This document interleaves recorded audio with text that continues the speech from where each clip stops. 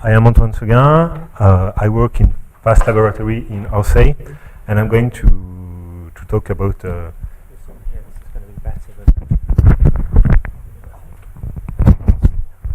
Okay, and I'm going to talk about experiments for velocity and for fields characterization around a moving intruder into dense granular matter. This work is in collaboration with Corentin Coulet from Leiden Institute now, and Yann Berthaud and Francisco Martinez, also from FAST Laboratory in Orsay. So during these experiments, we are going to pull an intruder across a granular medium. We are going to look at the force fields and the velocity fields. So the experimental setup is realized in Saclay. There are many application field for this problem.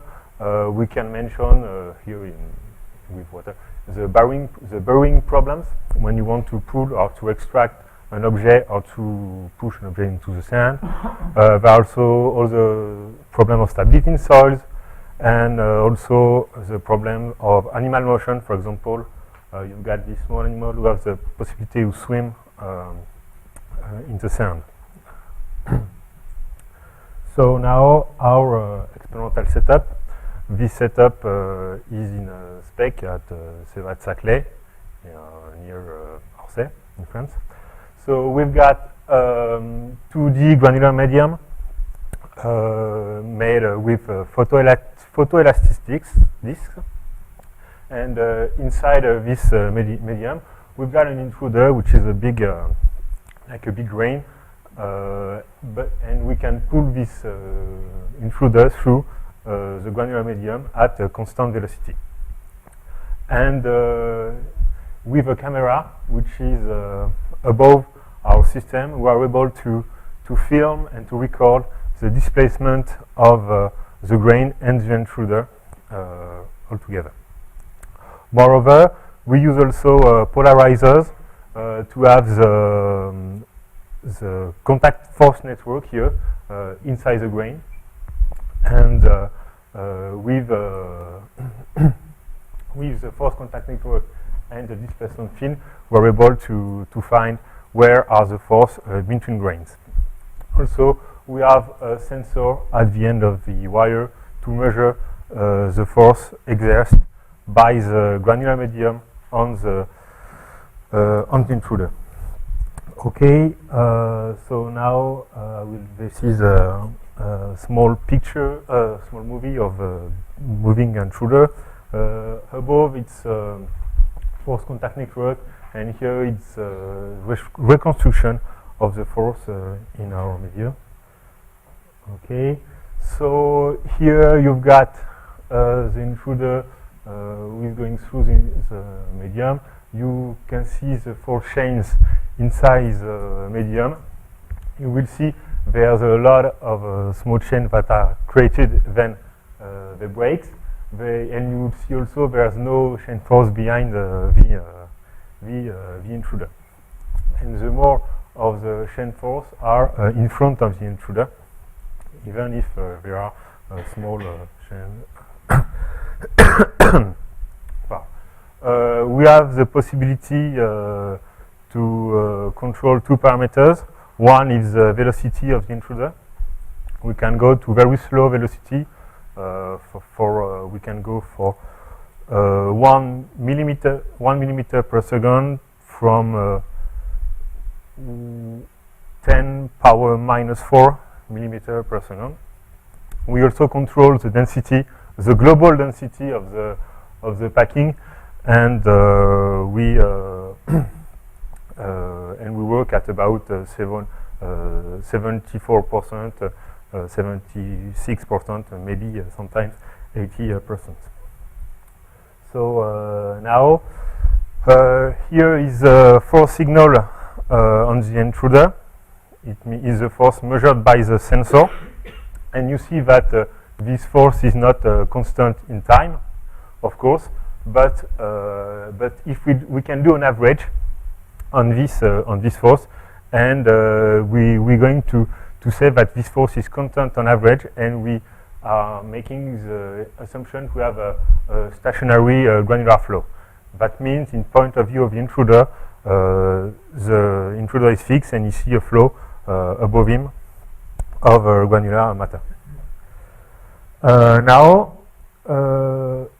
we are able to extract scalar field from first of all we can compute the density, the local density of our media. You see that low density are far behind the intruder, and in front of the intruder the density is about constant and about the number of what we impose. And we with the displacement field of the granular material, we are able to compute the strain rate tensor, and by computing the second time variant of the deviatoric part of this tensor, we are able to compute the shear rate gamma dot of the field, because here we have make an average of one image of all the movie. And you see that the shear rate is very local, there's a big localization of the shear rate in front of the intruder. But now, with the force contact network, we are able to compute the stress tensor, then the isostatic part of this tensor, which allows us to get the pressure. And there's also a big pressure in front of the intruder. The movement is on the right, of course. And by computing the second variant of the deviatoric part of the stress tensor, we are able to get the shear stress inside the granular medium. So we're going to use these scalar fields to work now. So these four scalar fields. First, we can compute the force on the intruder by integrating the stress tensor around the intruder, and instantaneously, and we can compare it to the force given by the sensor, and we'll see there's a good agreement between them. So we hope our computation are good. Now, if we look at if you have a look at the pressure field, the shear stress, and the shear rate, we see that in a line log plot, the pressure is decreased exponentially as a function of the distance to the intruder. And there is, of course, no influence of the velocity. The curves here are for 3 velocity. One is 1 millimeter, the other one is 0.1, and the other one is 10 at the power minus 4. I know the police is a bit small. We can see also that the shear stress, there is a plateau value near the intruder, and then it decreases also exponentially. And there is no influence on the velocity, so that's in agreement with the fact that the force is constant around the intruder. And then if we have a look at the shear rate, we also see that it decreases exponentially with it seems like a plateau value. And all this decrease and variation with space and r are exponentially, and the characteristic length scale is about the size of the intruder, here about 16 millimeters. So localization scales with the diameter of the intruder. This result have also been found in previous work. So now we have access to the shear stress and the shear rate, so we can compute in a dynamic vision the viscosity, and to plot the viscosity as a function of the shear rate. And we see that the viscosity decreases with the shear rate, and this is a sign of a shear thinning fluid. And the slope here of the decrease is -1, about -1. So here you've got a lot of viscosity. But we can also have a frictional vision by computing the inertial number and the ratio between shear stress and pressure. and we see that maybe you can see into this curve that mu is constant with I, because here we are a very slow inertial number, and or maybe you can see that the curve decrease for very slow inertial number, and then start to increase again for more important I. So maybe it's a sign of an instability, like it has been predicted by Mills in 2008. So to conclude, we are able to measure the characteristic of the flow of a granular media around the intruder by measuring the density, the strain rate, and the stress. We observe also a strong localization of the flow. But what I didn't tell you, that if you compute more precisely the the dilatancy, you will see that it's not visible here. There's a small dilatancy in front of the intruder, maybe which is this dilatancy responsible of the very high increase of pressure in front of the intruder, and so we are here in front of the intruder a compressible flow, and maybe we can find a second viscosity. Thank you for your attention.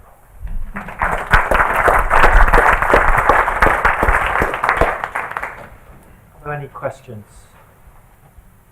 Yes, Barbara. Hi. Is there any conceptual difference between an intruder that's dragged or one that's self-propelling or ballistic? Yes, I didn't hear you, sorry.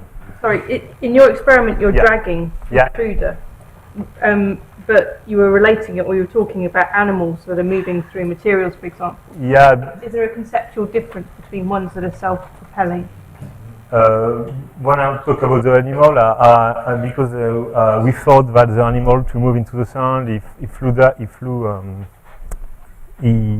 push the grain, so if Fluda is in front of him to go through the medium. That's the parallel I want to do. Sorry.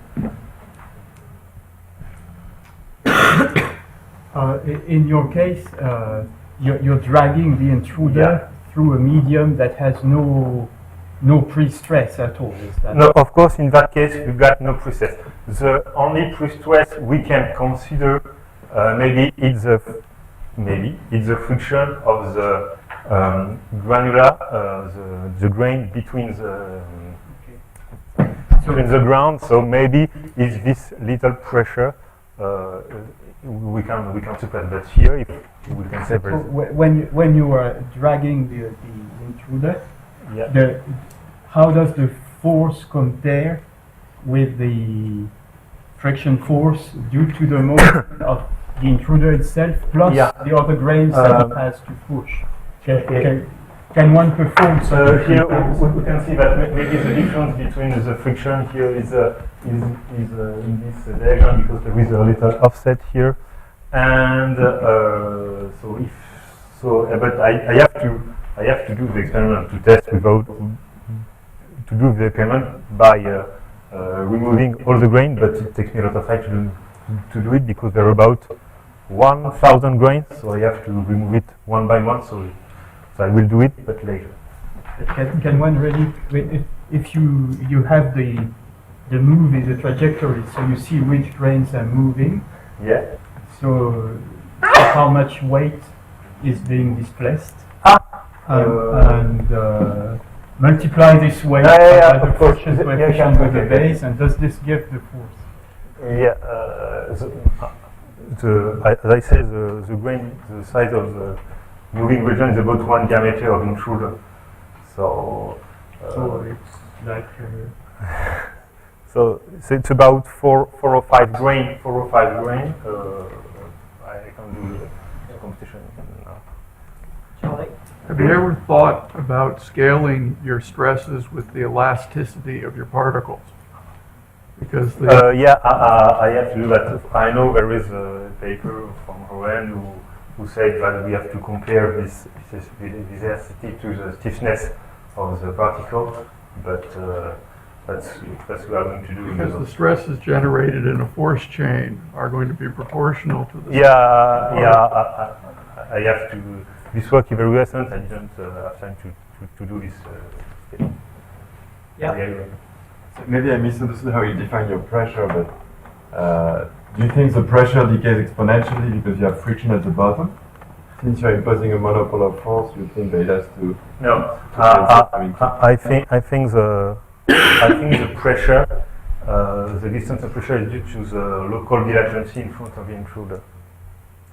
So the grain have to move, and they push one or other, and they create pressure, and then it decreases in motion. Any more questions? Right, let's thank the speaker once again.